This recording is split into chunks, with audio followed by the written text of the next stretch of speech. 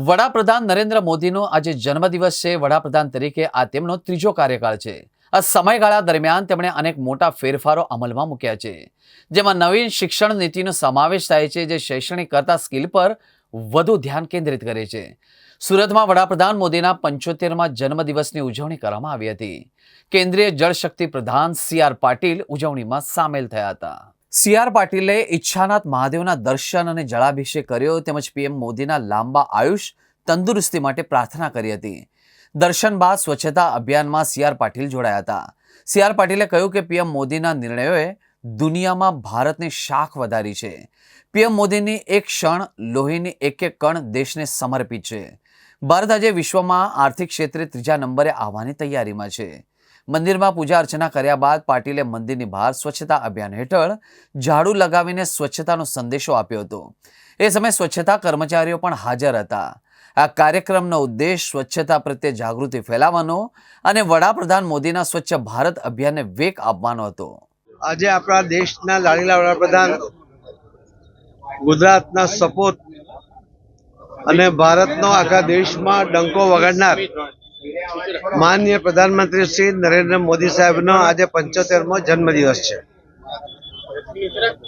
એમના જીવન એક એક ક્ષણ, લોહીનો એક એક કણ આ દેશ માટે માનનીય પ્રધાનમંત્રી શ્રી મોદી સાહેબે સમર્પિત કર્યું છે। અને આ વાત ફક્ત એમણે શબ્દોમાં નથી કરી, પરંતુ એમણે એમના જીવનમાં, એમના કાર્યમાં એમણે સતત એને પ્રદર્શિત પણ કરી છે। અને એમણે કરેલા નિર્ણયો એના કારણે આખા દુનિયામાં ભારતની શાખ વધી છે। આજે એક ગરીબ ગણાતો ભારત દેશ આજે વિશ્વમાં આર્થિક ક્ષેત્રમાં ત્રીજા નંબર પર આવવાની તૈયારીમાં છે। એમણે જે યુદ્ધ માટેના સાધનો 70% બહારથી લાવવા પડતા હતા, આયાત કરવા પડતા હતા, આજે આપણા દેશ પર બનેલા શસ્ત્રો એ વિદેશમાં નિકાસ કરતા થયા છે। સર્વાંગી વિકાસની વ્યાખ્યા એ માનનીય પ્રધાનમંત્રી શ્રી નરેન્દ્ર મોદી સાહેબે દેશ અને દુનિયાની સામે મૂકી છે। આ દેશમાં પણ મહિલા હોય, યુવા હોય, વૃદ્ધ હોય, વિશ્વકર્મા સમાજના લોકો હોય કે અન્ય કોઈ પણ સમાજના લોકો હોય, આ દરેક સેક્ટરના લોકો માટે, ખેડૂતો માટે અલગ અલગ યોજના બનાવીને એમનું જીવન સરળ બને એના માટેના સરળ સફળ પ્રયત્ન એ પણ માનનીય પ્રધાનમંત્રી શ્રી નરેન્દ્ર મોદી સાહેબે કર્યા છે। એમણે જનધન ખાતા ખોલાવીને એક વિશ્વ રેકોર્ડ તો કર્યો, પરંતુ જે બેંકો એક સામાન્ય માણસને બેંકમાં ઘૂસવા દેતી નહોતી, એકાઉન્ટ ખોલાવવાની તો બહુ દૂરની વાત હતી, આજે એ દરેક બેંકોની અંદર સામાન્ય વ્યક્તિના પણ એકાઉન્ટ છે। અને એની પાછળનો જે હેતુ હતો કે લોકોનું બેંક એકાઉન્ટ તો ખુલે, એમાં એ સેવિંગ પણ કરે, પરંતુ સરકારની યોજનાઓનો લાભ એમને ડાયરેક્ટ બેનિફિટ યોજના મુજબ એમને ટ્રાન્સફર થાય, ડીબીટી મુજબ એને ટ્રાન્સફર થાય, એના માટે કરોડો ખેડૂતો, કરોડો બહેનો એમને પણ આનો લાભ મળતો થયો છે। વચેટિયાઓ એમાંથી બહાર નીકળ્યા છે। કોઈ દલાલ એનું અસ્તિત્વ હવે ધરાવતો નથી। અને એ આપણે જોયું છે કે કોરોનાના સમયમાં પણ બહેનોને જ્યારે એમણે મદદ કરવાની હતી, ત્યારે કોઈ અધિકારી અથવા તો જે લાભાર્થી પોતે કલેક્ટર કચેરી કે મામલતદાર કચેરી પહોંચી શકે એવી સ્થિતિમાં નહોતા, ત્યારે પણ એમને ડીબીટી મુજબ એમના જનધન ખાતામાં સીધા પૈસા બહેનોને એમણે આપ્યા। અને કોરોના જેવા મુશ્કેલીના સમયમાં પણ મોદી સાહેબે એક રાહત આપી છે।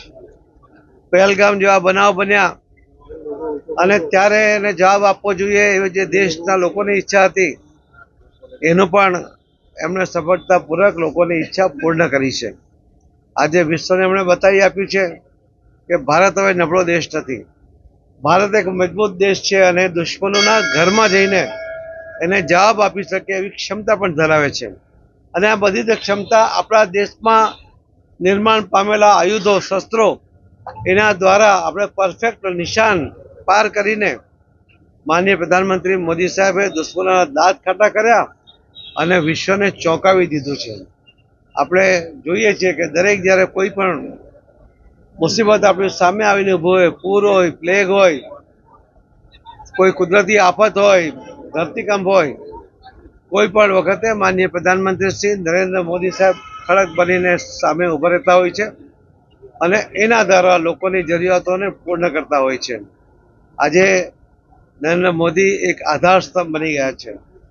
એમને દીર્ઘાયુ આવે, એમને તંદુરસ્તી મળે, એના માટે આજે આખા દેશના લોકો એ ભગવાનના મંદિરમાં જઈને પ્રાર્થના કરી રહ્યા છે. આજે સુરત શહેર એકમ પણ અને ગુજરાતમાં પણ દરેક જગ્યાએ કાર્યકર્તાઓ માનનીય પ્રધાનમંત્રી શ્રી નરેન્દ્ર મોદી સાહેબના દીર્ઘાયુ માટે અને તંદુરસ્તી માટે પ્રાર્થના કરી રહ્યા છે. આટલા બધા કરોડો લોકોનો જે અપેક્ષા એ ભગવાન પણ પૂર્ણ કરશે જ એવી અમને શ્રદ્ધા છે. ધન્યવાદ.